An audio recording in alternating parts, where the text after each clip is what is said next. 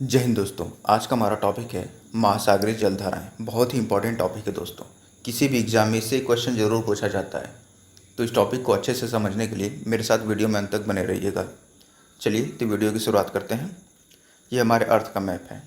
इसके बीचों बीच जो रेखा जाती है उसे क्या बोलते हैं? विषुवत रेखा या भूमध्य रेखा या इक्वेटर। ये पृथ्वी को दो बराबर हिस्सों में बांट देती है। ऊपर वाला जो भाग है वो उत्तरी गोलार्ध कहलाता है और इसका जो सिरा है ऊपर का वो नॉर्थ पोल कहलाता है। नीचे वाला भाग दक्षिणी गोलार्ध और इसका नीचे वाला जो हिस्सा है वो साउथ पोल कहलाता है। अब सूरज की रोशनी जो है जब पृथ्वी पे पड़ती है तो सबसे अधिक गर्मी कहाँ पैदा करती है? विषुवत रेखा पे।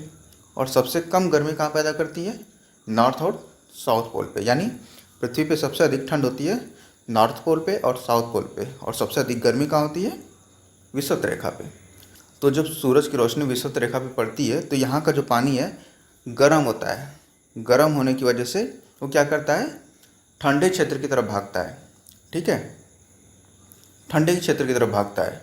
तो उत्तरी गोलार्ध में विषुवत रेखा का पानी नॉर्थ पोल की तरफ भागेगा और दक्षिणी गोलार्ध में विषुवत रेखा का पानी साउथ पोल की तरफ भागेगा। ठीक है, तो अब क्या होगा कि इन गर्म पानी की जगह लेने के लिए नॉर्थ पोल और साउथ पोल से पानी अब विषुवत रेखा की तरफ चलते हैं।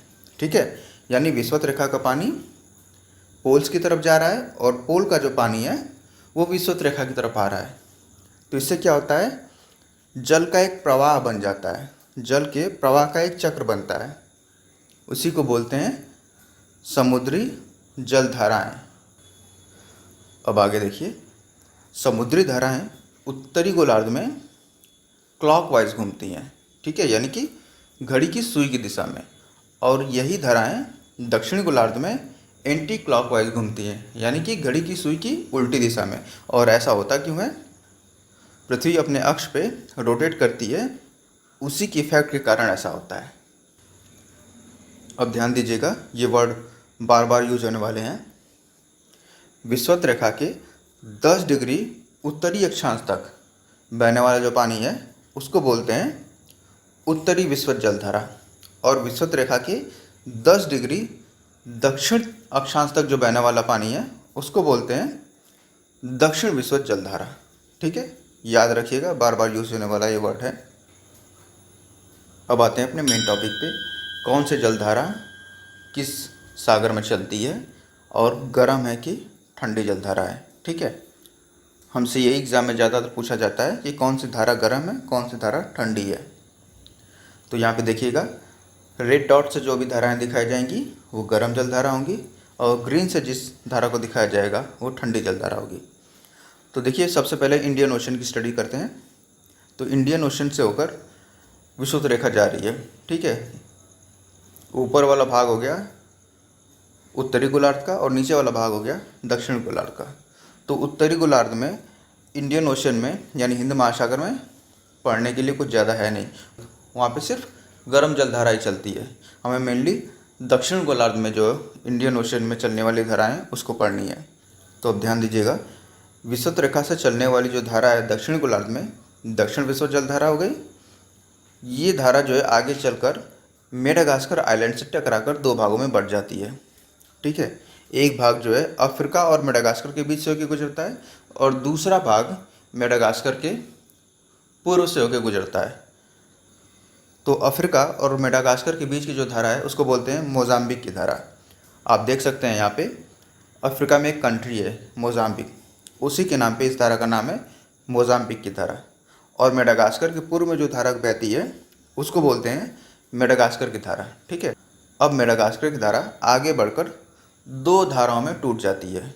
एक धारा जो है मोजाम्बिक की धारा से मिलकर आगे बढ़ जाती है, इसे बोलते हैं अगुलहास की धारा।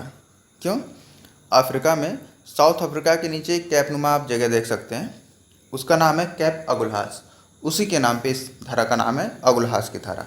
और दूसरी धारा जो है मेडागास्कर की, वो आगे बढ़ जाती है साउथ पोल की तरफ। अब साउथ पोल पे क्या होगा? जब साउथ पोल की तरफ बढ़ेगी तो वहाँ पे क्या है? ठंडा पानी है। वहाँ का पानी ठंडा है ना, हमने अभी डिस्कस किया कि पोल्स सबसे अधिक ठंडे होते हैं, तो वहाँ का पानी ठंडा है। तो ये पानी जाके वहाँ पे ठंडा हो जाता है और वहाँ पे पछुआ पवनें चलती हैं जो बहुत तेज़ी से चलती हैं, उसे इंग्लिश में वेस्टर्न ड्रिफ्ट कहते हैं। पछुआ पवनें बहुत तेज़ चलती हैं, ठीक है। तो वो पवनें अब इन ठंडी धाराओं को आगे ले जाती हैं और ये धाराएं वापस आगे जाकर ऑस्ट्रेलिया के पश्चिम से मुड़कर फिर से विषुवत रेखा पे पहुंच जाती हैं गर्म पानी की जगह लेने के लिए, ठीक है। और इस ठंडी धारा का नाम है पश्चिमी ऑस्ट्रेलियन धारा। बस आपको इंडियन ओशन में इतना ही याद रखना है, सिर्फ एक धारा है जो ठंडी है, कौन सी? पश्चिमी ऑस्ट्रेलियन धारा। बाकी धाराएं मोजाम्बिक की धारा, मेडागास्कर की धारा और उल्हास की धारा, तीनों की तीनों गर्म जल धारा है, ठीक। आगे बढ़ते हैं। अब देखते हैं अटलांटिक ओशन को, ठीक है। तो विषुवत रेखा इसे भी दो भागों में बांट देती है। ऊपर वाला हो गया नॉर्थ अटलांटिक ओशन, नीचे वाला हो गया साउथ अटलांटिक ओशन, ठीक है। तो पहले ऊपर वाले भाग की स्टडी करते हैं। तो ऊपर वाले भाग की स्टडी का मतलब विषुवत रेखा से जाने वाला पानी हो गया उत्तरी विषुवत जलधारा। ये आगे बढ़कर दो भागों में डिवाइड हो जाता है। एक जो है गल्फ ऑफ मैक्सिको से होकर जाता है और दूसरा क्यूबा के पूर्वी भाग से होकर जाता है, ठीक है। तो जो पानी गल्फ ऑफ मैक्सिको से होकर जाता है उसे बोलते हैं फ्लोरिडा की धारा। क्या बोलते हैं? फ्लोरिडा की धारा। और क्यूबा के पहले जो पानी जाता है उसको बोलते हैं एंटीलीज की धारा। अब ये दोनों धाराएं आगे जाकर फ्लोरिडा के आगे मिल जाती हैं और मिलकर वहाँ से आगे बढ़ती हैं। अभी देखिए ये पूरी की पूरी गर्म जलधाराएं हैं, रेड से दिखाया है मैंने इसे, ध्यान रखिएगा इस बात का। और यहाँ पे जब ये मिल के आगे बढ़ती हैं फ्लोरिडा के आगे, तो इनको बोलते हैं गल्फ स्ट्रीम की धारा, ठीक है। अब देखिएगा ग्रीनलैंड और कनाडा के बीच से एक धारा आती है लेब्राडोर सी से होते हुए। इस धारा का नाम है लेब्राडोर की धारा। देखिए ये हरे डॉट से दिखाई हुई है, ये ठंडी जलधारा है। और एक चीज़ और ध्यान रखिएगा, जो भी धाराएं विषुवत रेखा की तरफ आएंगी वो ठंडी जलधारा होंगी, जो धाराएं विषुवत रेखा से जाएंगी वो गर्म जलधाराएं होंगी, ठीक है। यानी विषुवत रेखा से जो पोल्स की तरफ बढ़ रही हैं, मैंने आपको पीछे बताया अभी, जो धाराएं विषुवत रेखा से पोल की तरफ जाएंगी वो गर्म जलधाराएं होंगी और पोल से जो विषुवत रेखा की तरफ धाराएं आएंगी वो ठंडी जलधाराएं होंगी। तो लेब्राडोर की धारा देखिए पोल्स की तरफ से आ रही है ना, ऊपर की तरफ से आ रही है विषुवत रेखा की तरफ, तो ठंडी जलधारा हो गई। दूसरी जलधारा है जो ग्रीनलैंड और आइसलैंड के बीच होकर आती है, ठीक है। इसका नाम है पूर्वी ग्रीनलैंड की धारा। ये भी देखिए ऊपर से आ रही है नॉर्थ पोल से, ठीक है। तो ये भी होगी आपकी ठंडी जलधारा, ठीक है। ये दोनों की दोनों धाराएं आर्कटिक ओशन से आ रही हैं, ठीक है। अब ये लेब्राडोर की धारा, पूर्वी ग्रीनलैंड की धारा और गल्फ स्ट्रीम की धारा तीनों जो हैं एक पॉइंट पे आके मिल जाती हैं, ठीक है। तो जब धाराएं ठंडी और गर्म एक साथ मिलती हैं तो वहाँ पे बहुत सारा कोहरा पैदा करती हैं, बहुत ज़्यादा फॉग होता है और वहाँ पे एक प्लैंकटन नामक घास उगती है। उस घास को खाने के लिए छोटी मछलियाँ आती हैं, ठीक है। और उन छोटी मछलियों को खाने के लिए बड़ी बड़ी मछलियाँ आती हैं। तो मत्स्यायन के लिए, मछली पकड़ने के लिए ऐसी जगहें बहुत उपयुक्त होती हैं। तो ऐसी एक जगह है ये, इसका नाम है ग्रैंड बैंक। नाम याद रखिएगा, ग्रैंड बैंक कहाँ है? तो अटलांटिक ओशन में है, ठीक है। ग्रैंड बैंक पे कौन कौन सी धाराएं मिलती हैं? तो जनरली ऑप्शन आपको लेब्राडोर की धारा और गल्फ स्ट्रीम की धारा दिया गया होगा, ठीक है। वैसे तीन धाराएं मिलती हैं, लेब्राडोर, पूर्वी ग्रीनलैंड की धारा और गल्फ स्ट्रीम की धारा। अब देखिए यहाँ से गल्फ स्ट्रीम की धारा आगे बढ़ती है। अब यहाँ से जब आगे बढ़ती है तो यहाँ भी इसका नाम है उत्तरी अटलांटिक धारा, ठीक है। ये उत्तरी अटलांटिक धारा तीन हिस्सों में बढ़ जाती है। एक हिस्सा जो है ऊपर की तरफ चला जाता है, ठीक है। एक हिस्सा जो है ऊपर की तरफ जाता है नॉर्थ पोल की तरफ, यानी कि आर्कटिक ओशन में। और ये देखिए गर्म जलधारा है, इसको बोलते हैं इरमिंजर की धारा, ठीक है। इसको बोलते हैं इरमिंजर की धारा। दूसरी धारा जो है वो भी गर्म जलधारा है, वो चली जाती है मेडिटेरियन सी में, भूमध्य सागर में, ठीक है। इसका नाम है रेनन की धारा। और तीसरी धारा जो है ये ठंडी जलधारा होती है। ये वापस मुड़कर विषुवत रेखा पे चली जाती है गर्म जलधारा की जगह लेने के लिए। ठीक है, गर्म जलधारा की जगह लेने के लिए वापस विषुवत रेखा पे आ जाती है। इसका नाम है कैनरीज की धारा। ठीक है, अब देखिएगा, ये उत्तरी विषुवत जलधारा, गल्फ स्ट्रीम की धारा, उत्तरी अटलांटिक धारा और कैनरीज की धारा, इन चारों धाराओं के बीच में एक जल क्षेत्र रह जाता है जहाँ पे कोई धारा नहीं चलती है। वो समुद्र का शांत जल क्षेत्र रह जाता है। ठीक है, तो वहाँ पे कोई जब डिस्टरबेंस नहीं होती है तो वहाँ पे एक घास उगती है जिसको पुर्तगाली भाषा में सारगैसम बोलते हैं। ठीक है, तो उसी सारगैसम के नाम पर उस एरिया का नाम पड़ा सारगैसो सागर। ठीक है, ये घास है दोस्तों, बेसिकली शैवाल हैं जो जड़ रहित हैं, इनकी कोई जड़ें नहीं होती हैं। तो ये इतनी घनी है दोस्तों कि वहाँ पे कोई नाव नहीं चल सकती। ठीक है, कोई पानी का जहाज़ नहीं चल सकता। तो इसी वजह से इस क्षेत्र को समुद्र का मरुस्थल भी कहा जाता है। ठीक है, तो दो टॉपिक आपको याद रखने ही रखने हैं यहाँ पे। सारगैसो सागर, जिसे समुद्र का मरुस्थल भी कहते हैं, ये कहाँ है? नॉर्थ अटलांटिक ओशन में। ग्रैंड बैंक कहाँ है? नॉर्थ अटलांटिक ओशन में। ये दोनों बहुत ही ज़्यादा इंपॉर्टेंट पॉइंट्स हैं। अब आते हैं साउथ अटलांटिक ओशन में। तो दक्षिण विषुवत जलधारा दक्षिण अमेरिका के तटों से टकराकर नीचे की तरफ मुड़ जाती है। ब्राज़ील का क्षेत्र पकड़ते हुए ये नीचे की तरफ जाती है और यहाँ पे इसका नाम हो जाता है ब्राज़ील की धारा। ठीक है, अब देखिएगा, साउथ पोल से एक जलधारा आती है। साउथ पोल से आ रही है, इसका मतलब ठंडी जलधारा होगी। ठीक है, इस धारा का नाम है फॉकलैंड की धारा। क्यों? यहाँ पे एक द्वीप है दोस्तों, उसका नाम है फॉकलैंड आइसलैंड। उसी के नाम पर इस धारा का नाम है फॉकलैंड की धारा। ठीक है दोस्तों, ये जो धाराएं हैं दोनों आकर आगे एक जगह मिलती हैं तो सेम कंडीशन पैदा होती है, फॉग होता है, मछली पकड़ने के लिए अच्छी जगह होती है। अब देखिए, यहाँ से ये जो ब्राज़ील की धारा थी ये आगे बढ़ जाती है और आगे बढ़कर साउथ पोल की तरफ जाती है। अब वहाँ का पानी तो ठंडा है, तो ये पानी जो गर्म जलधारा है ये भी वहाँ पे पहुँच के ठंडी हो जाती है।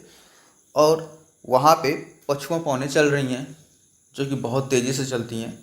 तो वो जो पौने हैं इस ठंडे पानी को आगे की तरफ धकेलती हैं तो पृथ्वी के रोटेशन की वजह से फिर से ये पानी जो है, ठंडा पानी, आगे घूमकर अफ्रीका के तटों से होते हुए विषुवत रेखा पे पहुंच जाता है गर्म धारा की जगह लेने के लिए। ठीक है, और ये ठंडी जलधारा है, इसका नाम है बेंगुएला की धारा।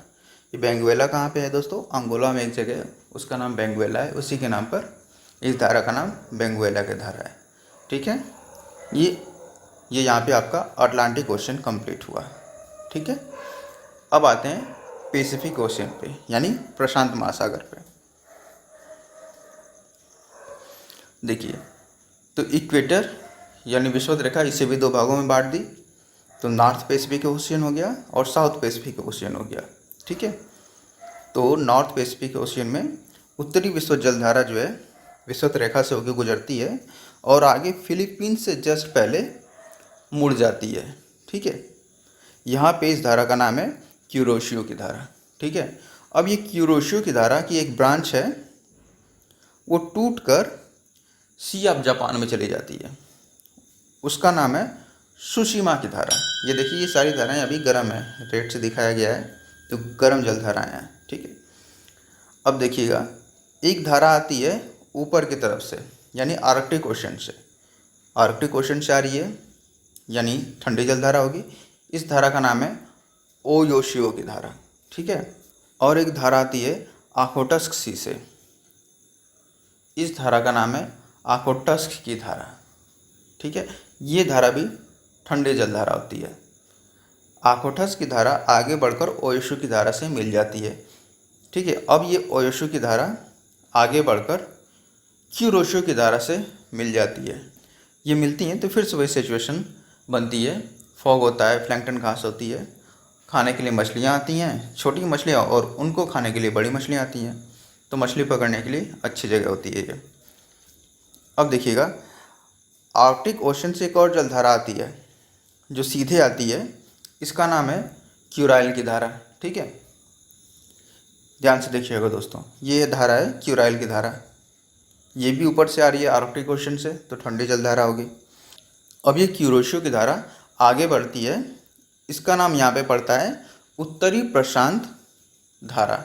ये धारा क्यूराइल की धारा से मिल जाती है। ठीक है, और मिलने के बाद यहाँ से दो धाराएं निकलती हैं, एक धारा गर्म है और दूसरी ठंडी। गर्म धारा जो है जो अलास्का के क्षेत्र को पकड़ते हुए ऊपर की तरफ बढ़ती है, ध्रुवों की तरफ। यहाँ पे इसका नाम है अलास्का की धारा। ठीक है, और जो ठंडी जलधारा है वो यूनाइटेड स्टेट के तटों को पकड़ते हुए वापस विषुवत रेखा पे आ जाती है।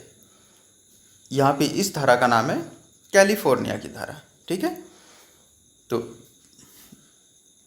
याद रखिएगा दोस्तों, कैलिफोर्निया की धारा क्या हो गई? ठंडी जलधारा हो गई। अलास्का की धारा गर्म जलधारा हो गई। अब आते हैं साउथ पैसिफिक ओशन में। तो यहाँ पे दक्षिण विषुवत जलधारा जो है वो आगे बढ़ती है और ऑस्ट्रेलिया के पूर्वी तट से होकर साउथ पोल की तरफ मुड़ जाती है। यहाँ पे इस धारा का नाम है पूर्वी ऑस्ट्रेलिया की धारा। ध्यान रखिएगा, ये रेड कलर से, इसका मतलब ये गर्म जलधारा है। और इंडियन ओशन में हमने पढ़ा था पश्चिमी ऑस्ट्रेलिया धारा ठंडी जलधारा थी। ठीक है, कन्फ्यूज़न बहुत होता है, नाम याद रखिएगा। पूर्वी जलधारा गर्म जलधारा है, पश्चिमी जलधारा ठंडी जलधारा है। ठीक है, अब ये साउथ पोल की तरफ जब बढ़ती है तो वहाँ का पानी ठंडा है, ये पानी ठंडा हो जाता है। पूर्वी ऑस्ट्रेलिया की धारा जो है वो ठंडी हो जाती है और वहाँ पे वेस्टर्न ड्रिफ्ट है, वो इस पानी को मूव कराते हैं।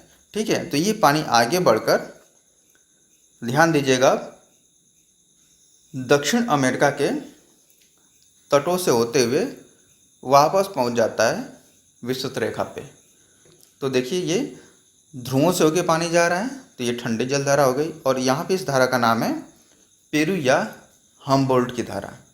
तो यहाँ पे आपका ओशन में जो करंट्स मूव करते हैं वो सारे करंट मैंने कवर कर लिए हैं।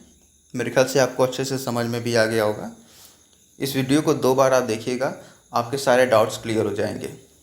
ठीक है, अगर वीडियो अच्छा लगा हो तो इसे लाइक करिएगा, शेयर करिएगा, कमेंट करिएगा इस वीडियो पे, और मेरे चैनल को सब्सक्राइब ज़रूर करिएगा। धन्यवाद।